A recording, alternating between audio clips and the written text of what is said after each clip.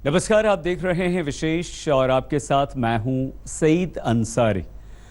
प्रधानमंत्री नरेंद्र मोदी ने त्रिपुरा में किला फतेह के बाद यह कहा था कि घर का ईशान कोण यानी उत्तर पूर्व का इलाका अच्छा हो तो घर में सब अच्छा होता है।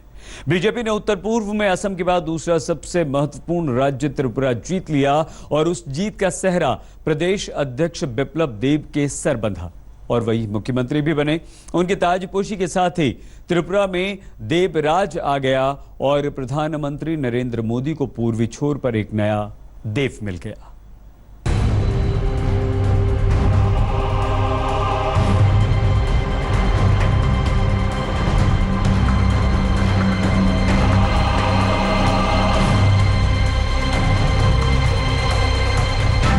पूरब में बीजेपी का सबसे बड़ा कमल खिला है।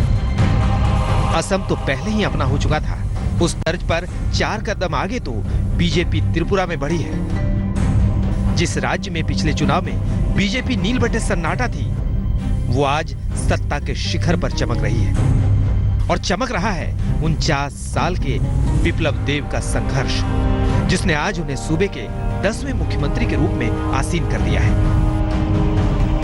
আমি শ্রী বিপ্লব কুমার দেব ভগবানের নামে দৃঢ় বিশ্বাসের সহিত শপথ করিতেছি যে ये बिप्लब देव नहीं है, ये उत्तर पूर्व में बीजेपी के लिए और उससे ज्यादा प्रधानमंत्री नरेंद्र मोदी के लिए उम्मीदों के नए देव हैं, जिनके कंधे पर मोदी से लोगों को लगी अपेक्षाओं का बोझ है। श्री नरेंद्र भाई मोदी जी को मैं नमन करता हूँ और उनको त्रिपुरा के सामान्य मानवी के सपनों को पूरा करने के लिए ईश्वर शक्ति दे। हम सब उनको हृदय से बहुत बहुत शुभकामनाएं देते हैं।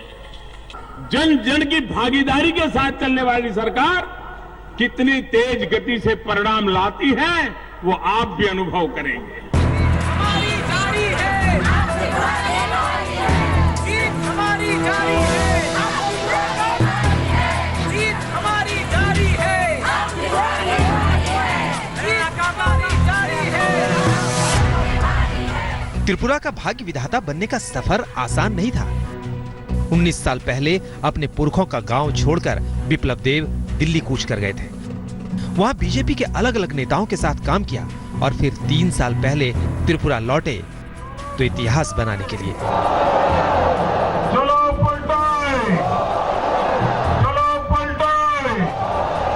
हाथों में कमल निशान झंडा और सिर पर माता का आशीर्वाद, फिर मंजिल तक जाने से कौन रोक सकता था।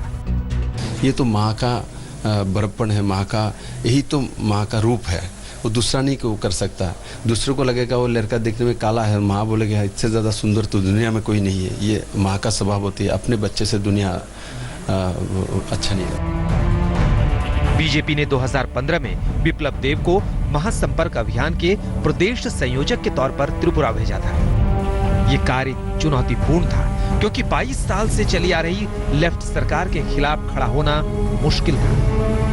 16 सालों से शहरी जिंदगी के आदी हो चुके बिप्लब ने खुद को वक्त के सांचे में ढाला और फिर बीजेपी की जीत के लिए ऐसे लग गए कि हर मुश्किल छोटी होती चली गई। एक बार वो बार बार ऐसे हाथ को कुछ कर रहा था। मैंने कहा क्या हुआ बिप्लब?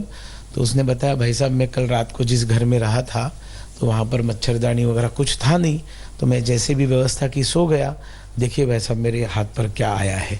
तो उसने जब ऐसे हाथ खोले मैंने देखा इतना उसके ऊपर कुछ ये आए थे जिसे कुछ काटने के बाद कुछ अलग अलग प्रकार के जो दाग दिखाई देते हैं ना। त्रिपुरा को लेफ्ट का लाल किला कहा जाता है, इसलिए यहाँ बीजेपी को एक राजनीतिक विकल्प की तरह पेश करना ही अपने आप में पहाड़ तोड़ने जैसी कोशिश थी। एक तरफ सत्ताधारियों से मिलने वाली सीधी चुनौती थी तो दूसरी तरफ घर परिवार की सुविधाओं से दूर रहकर दिन रात सियासी मुहिम चलाने की चुनौती। ना खाने का ठिकाना, ना सोने का, लेकिन बिप्लब ने हर मुश्किलों को हंसते हंसते उठाया। भारत माता की हमारे साथ ये दिक्कत होती थी कि अगर वो खाना सुबह निकले हैं तो रात को घर आने का कोई समय नहीं होता था, उनका 3 बज जाती थी। लेकिन जिसके भी घर में जाते थे वहाँ अगर उनको भात या सब्जी या चावल दाल मिलती थी ना तो तुरंत भूख लगी है तो बोल देते थे कि भाई भात है ना, चलो भात खाएंगे, बिस्किट है ना, बिस्किट खा लेंगे। चाय है ना चाय पी लेंगे। कहीं पर भी चुनाव कार्यालय में भी वो आते थे, तो दोपहर में भी, जिस दिन वोटिंग के दिन भी वो आए थे आधे घंटे के लिए, तो आपने भी देखा होगा उस समय आए तो बोले कि भात दाल बनी है क्या? हमने कहा बनी है, तैयार है। बोले आओ यहीं भात दाल खा लेते हैं। ना खुद की सुध ना परिवार की चिंता। अर्जुन को जैसे चिड़िया की आंख दिखती थी, वैसे ही विप्लव को बस त्रिपुरा में बीजेपी का झंडा दिखता था। आलम यह हो गया कि परिवार की बड़ी मुश्किलों और हादसों के दौरान भी वो त्रिपुरा की अपनी रणभूमि में डटे रहे। एक दिन उसके घर में माँ चली गई थी कहीं बाहर, और बेटे ने कुछ गड़बड़ वहां पर की। वो कुछ चूल्हे के ऊपर खाना गर्म करने गया और एकदम आग पकड़ ली, और आग पकड़ के पूरा किचन जल गया। वो छोटा बच्चा डर गया, 9th क्लास में था, लेकिन वो उसके बाद में 15 दिन तक मिनिमम वो घर नहीं जा सका। वाम मोर्चा के मुख्यमंत्री को मंच पर बुलाना, उन्हें गले लगाना और पैर छूना, शायद इसी को कहते हैं राजनीतिक शिष्टाचार, जो त्रिपुरा की खास बात रही है। लेकिन इन सब के बीच में एक ऐसा शक्ति प्रदर्शन जो भारतीय जनता पार्टी ने पूर्वोत्तर भारत में करके ये साबित कर दिया कि लड़ाई अभी थमी नहीं है, शंखनाद सिर्फ शुरू ही हुआ है। संघ की सीख को स्कूल के दिनों में अपने जीवन में उतारने वाले विप्लव ने राजनीति की ABCD सीखने की शुरुआत वाजपेयी सरकार के दिनों में ही की थी। शुरुआती दिनों में वो दिग्गज नेता गोविंदाचार्य के पीए रहे। अटल सरकार में राज्य मंत्री रीता वर्मा के पीए रहे। 10 साल तक सतना से सांसद गणेश सिंह के सचिव रहे।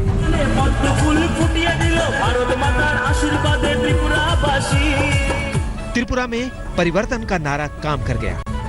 अब इस कमल की कामयाबी को आगे बनाए रखने की चुनौती विप्लव देव पर ही है।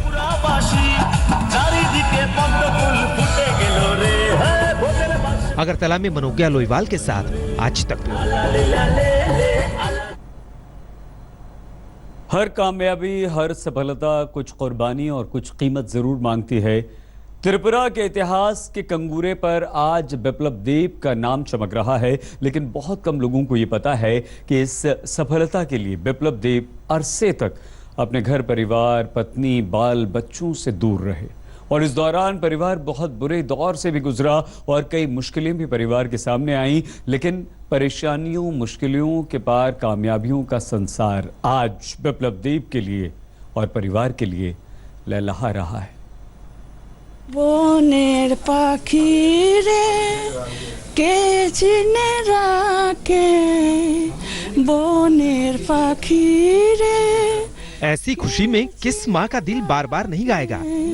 গান হলে অবসান, ভালোবাসো মোর গান, আমার ছেলের গান।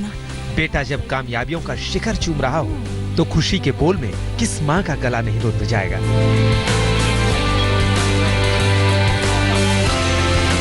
जब बेटा अपने संघर्षों को सफलता में तब्दील करके घर लौटे तो किसी भी माँ के लिए जज्बातों पर काबू पाना मुश्किल हो जाएगा। दृढ़ विश्वासेर सहित शपथ करिতেছি যে त्रिपुरा के नए देव विप्लव देव की माँ की आंखों में खुशी के आंसू हैं, चेहरे पर बेटे की विजयी मुस्कान है। माँ को पहले से यकीन था कि बेटा मेरा बड़ा नाम करेगा। फोन से आशीर्वाद लिया तो मैंने बोला, जोश से बोला, दिल खुश करके बोला, कोई चिंता नहीं, चिंता बात करके बोला। तो मेरा बेटा यहाँ आ गया, कुछ भी ना करके चले जाएगा, कुछ भी करके दिखाएगा, कुछ भी करके दिखाएगा। माँ की तरह ही पत्नी और बच्चों के चेहरों पर भी खिली ये मुस्कान भी उस तपस्या के पूरा होने की खुशी है जो विप्लव देव के साथ साथ परिवार ने भी की। मिशन त्रिपुरा पर निकले विप्लव देव करीब 3 सालों तक परिवार से दूर रहे। इस दौरान पत्नी नीति और दोनों बच्चे आर्यन और श्रेदा दिल्ली में अकेले रहे। पत्नी अपनी नौकरी के साथ साथ बच्चों की जिम्मेदारियां भी निभाती रही। ये आसान नहीं था, लेकिन जब संघर्षों ने सफलता के कदम चूमे तो सारी मुश्किलें अपना वजूद खोती चली गई।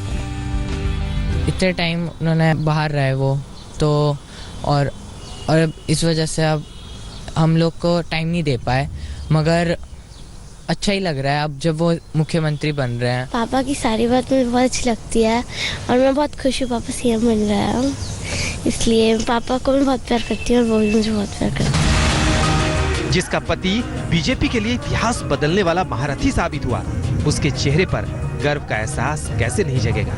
आखिर घर परिवार के मोर्चे पर असली लड़ाई तो उसी पत्नी ने लड़ी है जिसने अपने पति को त्रिपुरा में लेफ्ट की सरकार से लड़ने और लड़कर जीतने के लिए झोंक दिया था।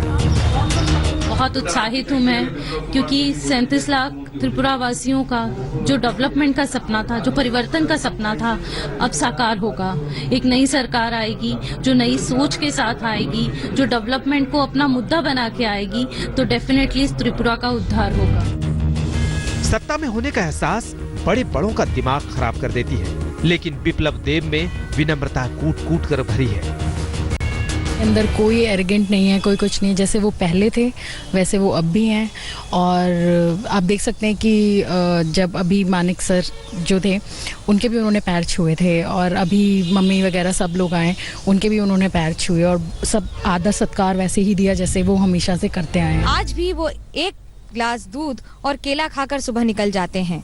माँ के हाथ से खाना खाना उनका सबसे पसंदीदा चाव है, और उसके साथ साथ माँ के आंचल से मुंह पोंछना मानो उनकी आदत सी है। पर जब भी गांव में जाते हैं तो गांव में गांव के लोगों के साथ उन्हीं की तरह बन के रह जाते हैं। आखिरकार जमीन से जुड़ा प्यार उनकी खासियत है। बिप्लब के पिता जनसंघ के जमाने में पार्टी के कार्यकर्ता थे।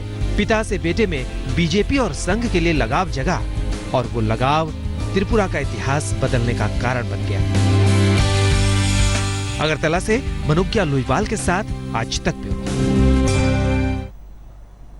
बिप्लब देब का बचपन, आरएसएस में उनके द्वारा किए गए कार्य और कुछ और मुश्किलें, सब बताएंगे बस अब से कुछ ही देर में। बने रहिए हमारे साथ और देखते रहिए विशेष। बिप्लब देब का बचपन आरएसएस के अनुशासन और जनसंघ के संघर्षों में गुजरा। उनकी पढ़ाई एक सामान्य से स्कूल में हुई, लेकिन त्रिपुरा की मिट्टी से लगाव ने बिप्लब को दिल्ली से खींचकर एक बार दोबारा वहां पहुंचा दिया, और आज त्रिपुरा की बागडोर बिप्लब देब के हाथ में है।